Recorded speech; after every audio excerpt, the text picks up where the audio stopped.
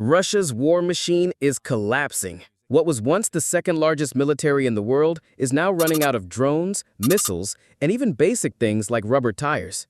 Putin's promises of swift victories are turning into a nightmare of shortages, failures, and desperation. This isn't just a military setback, it's the unraveling of decades of power and dominance. The reality behind Russia's war effort is not what the Kremlin is boasting. While Russian state media hypes up minor victories and parades its so-called wonder weapons, the truth is it's far worse. The war that Putin promised to finish quickly is entering its third year, and instead of marching to victory, Russia is running out of everything it needs to keep fighting. From the front lines to the factories, Russia's military-industrial complex is crumbling. The problem isn't just a lack of soldiers, it's a complete breakdown in resources. The shortage of FPV drones, a key asset in modern warfare, tells the story. Despite procuring over 1.5 million drones, Russia still struggles to supply enough of them to frontline units. What's more shocking is that despite having this many drones, they can't keep up with the demands of the battlefield.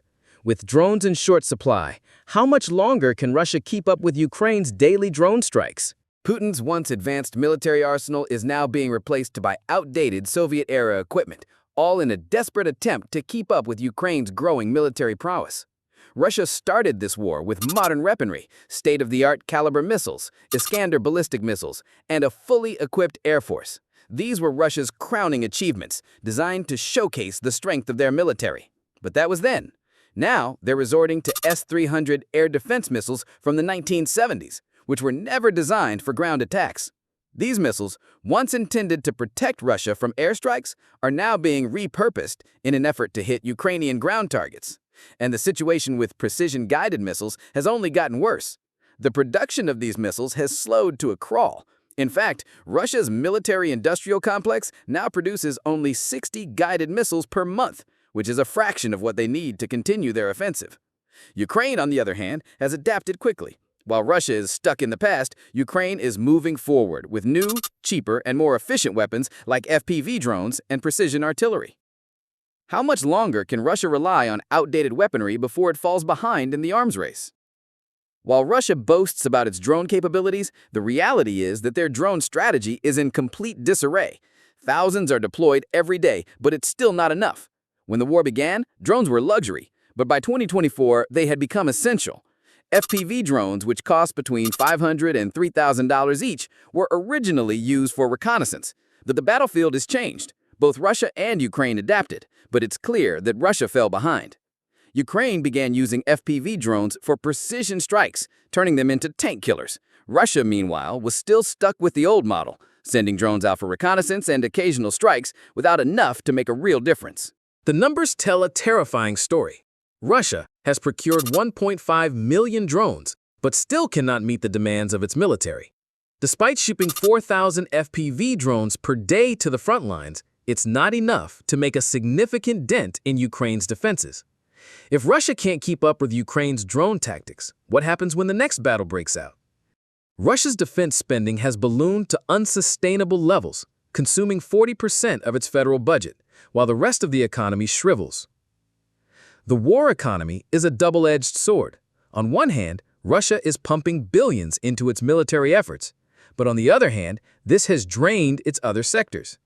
The country's oil and gas revenues, once its financial backbone, have plummeted by 34% in mid-2025, squeezing the budget and forcing painful cuts. Defense spending, which already devours 40% of the national budget, continues to rise as Russia scrambles to keep up with the demands of war. Meanwhile, essential sectors like healthcare, education, and infrastructure are being starved of resources. Russia's reliance on energy exports has exposed its vulnerabilities, especially with EU sanctions cutting off key revenue streams. The country is now facing a fiscal crisis with rising inflation, reduced wages, and a growing budget deficit. With Russia's economy on the brink, how much longer can they keep funding the war machine? From missiles worth millions to S-300 repurposed as ground weapons, Russia's once advanced arsenal is rapidly deteriorating. When it comes to military strikes, Russia has historically relied on its high-tech missiles to assert dominance, but as the war stretches on, It's clear that Russia is no longer able to sustain its missile production at the pace required for prolonged conflict. Previously, Caliber and Iskander missiles, costing up to $1 million each, were Russia's main tools for long-range strikes. But in 2025, the production of these missiles has slowed to a crawl. Now, Russia has resorted to using S-300 missiles, which were originally designed to shoot down enemy aircraft, but are now being modified for ground strikes. This shift signals the desperate measures Russia is taking to make do with the supplies it has left. What happens when the few remaining precision missiles run out? From cutting-edge T-90s to Soviet-era T-55s, Russia's tanks are increasingly outdated and vulnerable. At the beginning of the war, Russia deployed its T-90s and T-80s, modern tanks designed to be the backbone of its armored forces. But as the war dragged on and losses mounted, Russia had to pull from its vast stockpiles of Soviet-era tanks. The T-55, a relic from the 1950s, is now being reactivated for combat, despite being decades old. These tanks were once considered museum pieces, but Russia's dwindling supplies have forced them back into service. The problem isn't just about old technology, it's about vulnerability. The T-55 and other older tanks lack the modern armor, firepower, and mobility of their contemporary counterparts, making them easy targets for Ukrainian drone strikes and precision artillery. Can Russia's aging tanks survive the intense battlefield conditions, or will they become sitting ducks? A shortage of quality rubber is keeping Russia's military vehicles grounded, literally. One of the most unexpected yet critical shortages affecting Russia's military is rubber tires. While this might sound trivial, in modern warfare, the ability to move quickly and efficiently can mean the difference between victory and defeat. Due to sanctions and the inability to access high-quality rubber supplies, Russia's military vehicles have been forced to operate with subpar tires. This not only affects the mobility of the forces, but also exposes them to logistical bottlenecks in regions with rough terrain and inclement weather. With the winter months approaching, the situation will only worsen, as Russia's vehicles struggle to navigate through the snow and mud. How long can Russia keep moving its forces without functional tires?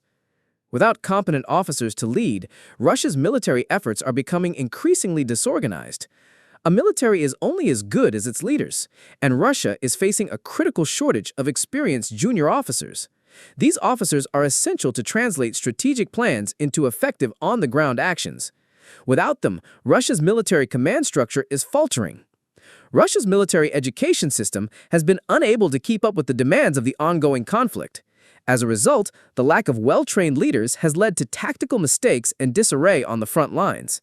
In 2024, Russia announced plans to open 33 new military schools to address this problem. But these schools won't produce qualified officers until 2028 or beyond. This means that Russia is in the middle of a massive leadership crisis, which will continue to haunt them for years to come. Can Russia overcome its officer shortage before the war drains its remaining resources? With oil revenues crashing, Russia's military spending has reached unsustainable levels, threatening its entire economy. The war in Ukraine has exposed the cracks in Russia's economic model. Once buoyed by massive revenues from oil and gas exports, Russia is now seeing a 34% drop in oil revenues. This collapse is directly affecting its ability to fund the war effort. As of mid-2025, 40% of Russia's federal budget is devoted to defense spending, leaving little room for other critical areas like healthcare, education, and infrastructure. This is a classic example of a war economy that is draining resources faster than they can be replenished. With the economy in freefall and the war grinding on, Russia faces the very real possibility of economic collapse. How much longer can Russia keep funding its war effort with a crumbling economy? Russia's military-industrial complex is on the brink of collapse, and no one knows how long it can hold up. As we've seen throughout this analysis, the cracks in Russia's war machine are undeniable. From drones to missiles, tanks to explosives, and even the most basic resources like rubber tires, Russia's military is hemorrhaging supplies at an alarming rate. The once powerful force that Putin believed would overwhelm Ukraine in a matter of months is now a shadow of its former self. At the heart of this breakdown is Russia's inability to adapt. While Ukraine has evolved its tactics and embraced new technology like FPV drones, Russia has been stuck in old military doctrines and outdated technology. Their reliance on Soviet-era weapons is not only a sign of desperation, it's a clear indication that Russia's military-industrial complex can no longer keep pace with the demands of modern warfare. The lack of trained officers compounds the issue. Junior leaders, who play a critical role in battlefield decision-making, are in short supply, and it's unlikely that the newly established military academies will be able to replenish these ranks before the war drags on for years. This leaves Russia with a military that is not just poorly equipped, but poorly led. But perhaps the most worrying factor of all is Russia's economic collapse. The war, funded by oil and gas revenues, has drained the country's finances. With oil prices dropping and defense spending consuming 40% of the national budget, Russia is heading toward a fiscal cliff. The government is already signaling spending cuts, which will directly impact its ability to maintain its military efforts. Putin's war machine is in a death spiral, and with every passing day, the question grows louder. Can Russia sustain this war for much longer? As the economic crisis deepens and Russia's military capabilities degrade further, the stakes are higher than ever. Ukraine's forces continue to grow stronger, aided by foreign support and innovative tactics, while Russia has nothing left to rely on except its crumbling infrastructure and outdated weaponry. The world is watching, and the end of this war may come sooner than anyone expects. Russia's future on the battlefield hangs in the balance. Will Putin find a way to stabilize his forces? Or is this the beginning of the end for Russia's military dominance? Only time will tell, but the signs are troubling.